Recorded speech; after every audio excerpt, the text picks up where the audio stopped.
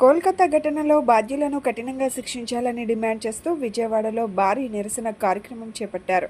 Indian medical association Vijayawada శాఖ ఆధ్వర్యంలో నిర్వహించిన ఈ కార్యక్రమంలో సిద్ధార్థ వైద్య కళాశాల, నిమ్రా వైద్య కళాశాల, పిన్నమనేని సిద్ధార్థ వైద్య కళాశాల, ఎన్ఆర్ఐ ఎయిమ్స్ మంగళగిరి నుంచి జూనియర్ వైద్యులు, association of oral and maxillofacial surgeons of India, Indian dental association, medical reps association, government doctors association, AP వంటి సంఘాల నుంచి పెద్ద ఎత్తున వైద్యులు, వైద్య విద్యార్థులు పాల్గొన్నారు.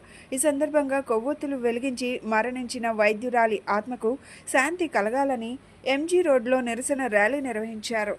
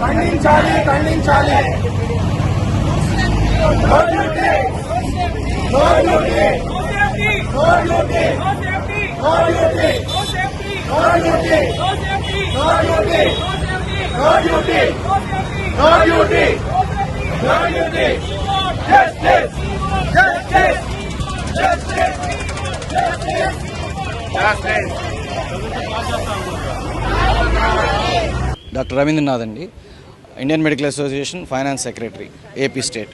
కల్కటాలో ఆర్జికర్ మెడికల్ కాలేజ్లో డాక్టర్ మౌనిత గారి మీద జరిగినటువంటి క్రూరమైన చర్యని ఇండియన్ మెడికల్ అసోసియేషన్ తీవ్రంగా ఖండిస్తూ ఉంది.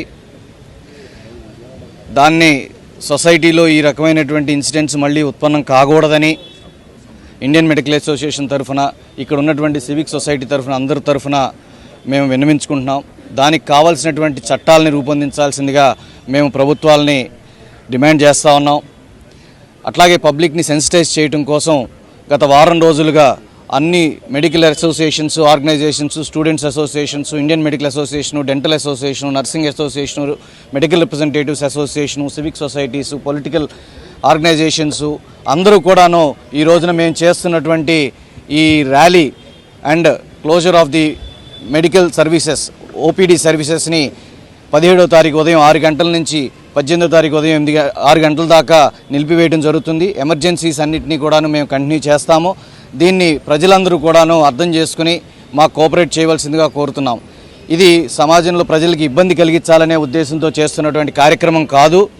దీన్ని ప్రజల్ని సెన్సిటైజ్ చేయాలి అనే ఒక ఉద్దేశంతో ప్రభుత్వాలని, పడుకున్నటువంటి ప్రభుత్వాలని, లా మేకర్స్ అందరినీ కూడాను వాళ్ళని నిద్రలేపి మాకు ఒక ప్రతిష్టమైన ఒక మంచి వాతావరణంలో సేవలు అందించడానికి కావాల్సినటువంటి అన్ని సదుపాయాలని కలిగించమని రిక్వెస్ట్ చేస్తూ ఈరోజు ఈ ర్యాలీ కండక్ట్ చేస్తూ ఉన్నాం.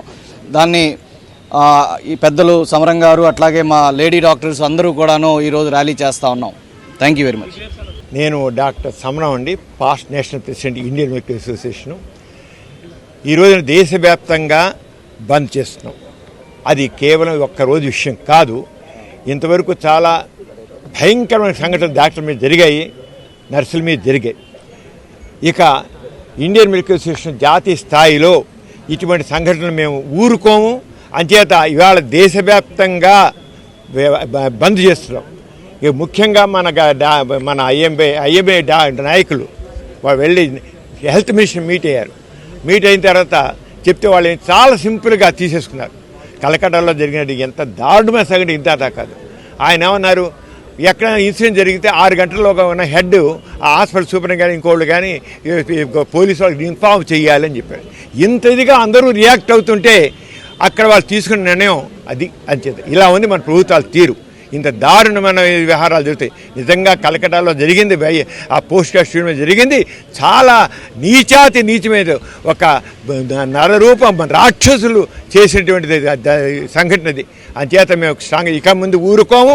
ఇక మాత్రం మొత్తం దేశవ్యాప్తంగా డాక్టర్స్, పారామెడికల్ స్టాఫ్ అందరూ కూడా ఇంకా అందరూ ఇవాళ సంఘీభావం చూశారు. ప్రజాసభ సంఘటన అందరూ కూడా దీంట్లో పాల్గొంటారు. ఏమైనా సరే ఇలాంటి సంఘటనకి వీలు లేదు, మేము ఊరుకొని చూస్తున్నాం. అంచేత అందరూ ఒక సంఘీభావం అనుకుంటున్నాం.